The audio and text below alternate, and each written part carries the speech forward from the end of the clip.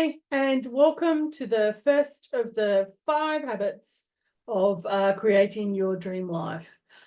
In this series, we're going to run through one video a week where you get to spend some time designing your dream life. So it's a perfect way for you to get a sense of what the program is about around designing your life on purpose quests.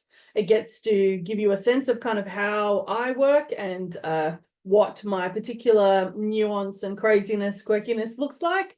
And it also gives you the opportunity to actually action some of the things as we work through the week. So let's get started. The very first habit on your list of habits is the superpower of reflection. So let's get into some slides and show you what that looks like. Here we go. We're sharing. Ta-da! Okay, so 5 habits for designing your life. Let's go through. These are the 5. The first one is the superpower of reflection. The next one, superpower of dreaming. So 2 superpowers, lucky you. The third one is around knowing your strengths equals knowing your uniqueness. The fourth is around crafting your contextual beacon. And the last is about designing your strategic life map. If you have these 5 things in place, they are probably the most effective ways for you to design your life on purpose and to design your dream life. Okay, so let's talk about the first habit. So the superpower of reflection. Now, this is absolutely a superpower. Like, there is no question in my mind that if you get this right and you start to use it as a habitual habit, then you'll find that it works ridiculously well. So let me just kind of give you a bit of a what is reflection, a view of the world, my take on it. So this is what I think. So this is about looking back over time, whatever that time period might be. It could be 6 months, could be 12 months.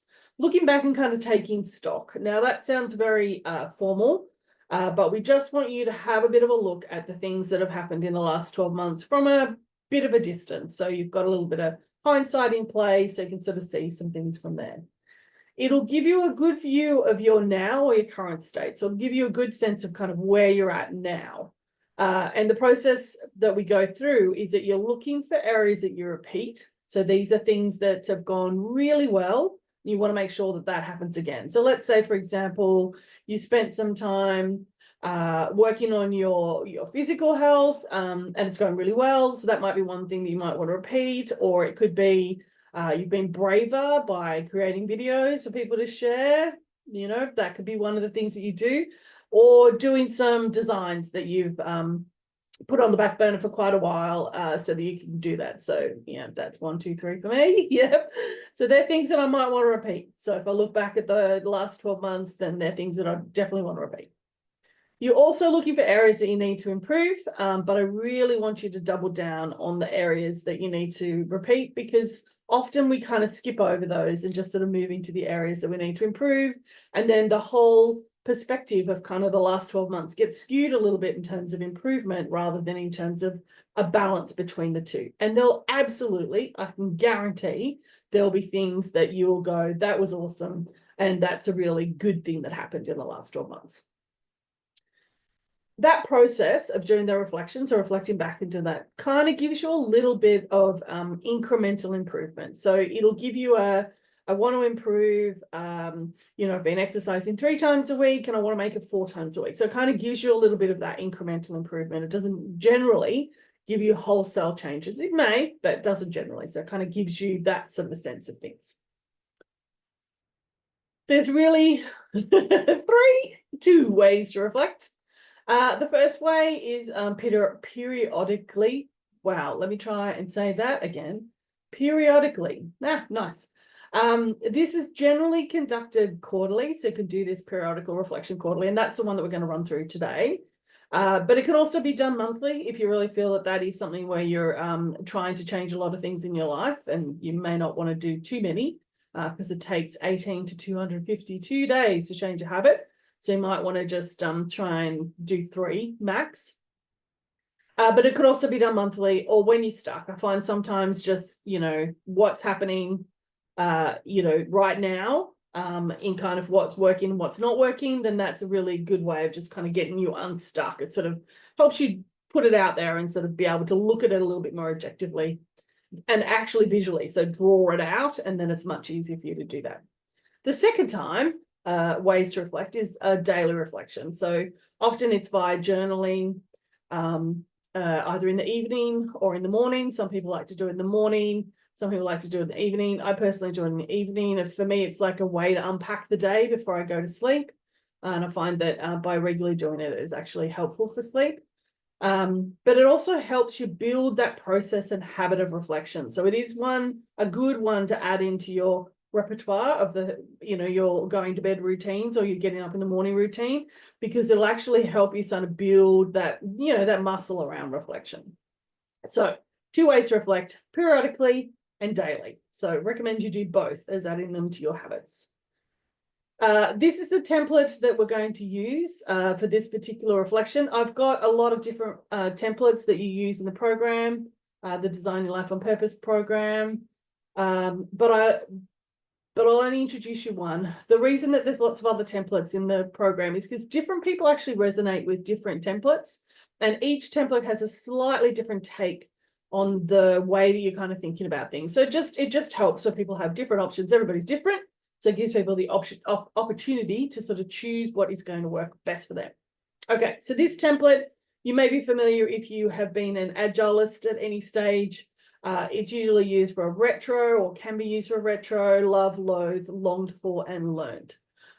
So you use each of these buckets and you kind of fill them up. So as we talked about, the positive stuff are going to be the love and the learned.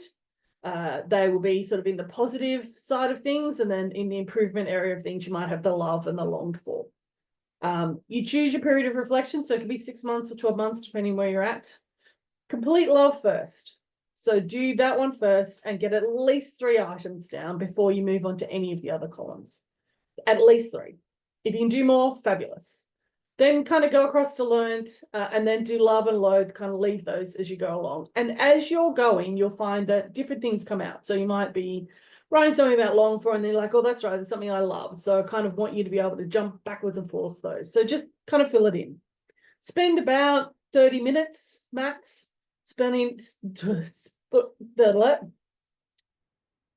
about 30 seconds max, 30 seconds. Let's try 30 minutes. Try 30 minutes, sit down, go through the details, record them in here, and then to kind of step back and sort of have a look at what are the themes that kind of emerge. Well, you need to summarize those things into the areas that you want to repeat. So the things that have gone really well that you want to make sure you continue, and the things that you need to improve. So sort of split them into those 2 areas. Ideally, you'd want a couple from each area. You might find that once you've done the dreaming exercise, that you might have others. So you might want to combine the 2 and look at what the things you need to do. But essentially, just have a look through it. What are the things it tells you? And if you were going to kind of, circle the areas that you want to do.